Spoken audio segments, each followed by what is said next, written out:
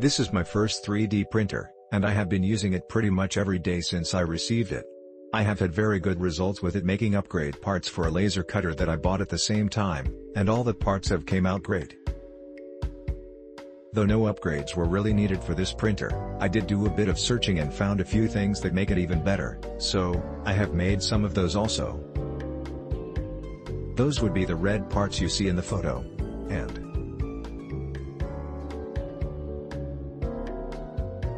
I would like to thank Lynn at SainSmart for her excellent services. One boneheaded thing I did was during the installation of a PTFE Bowden tube, I managed to cut the ribbon cable that has the E and 2X leads in it, and while I was able to solder it for a temporary fix, after contacting Lynn at as noted.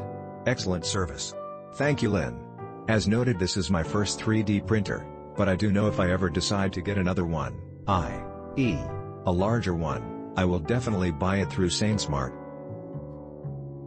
The photo on the right is of a new control panel for my laser that has more switches and also a thermometer for the water temp for the laser. This was drawn in Autodesk Fusion 360. I printed it in black PLA, and then painted it silver. The letters are extruded from the main sheet, and painted black Steven. I put together this Ender-3 PRO a little while ago, and immediately got to printing. The assembly was straightforward and easy, with all the required hex keys supplied. This almost seems semi-assembled. You put together a bunch of pre-assembled units.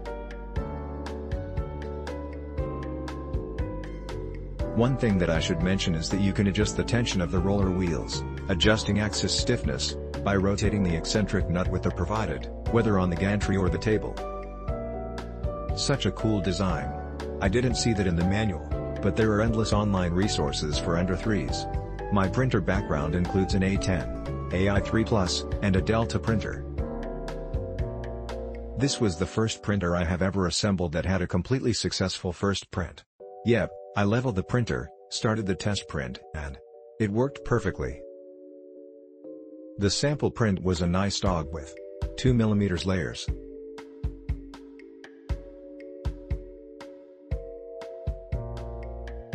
Since then I have printed for a couple dozen hours, a roll and a half of filament at 1mm layers with no problem whatsoever. I chose the Ender-3 PRO versus the regular version due to the bendy magnetic build plate. Click link in description for more reviews.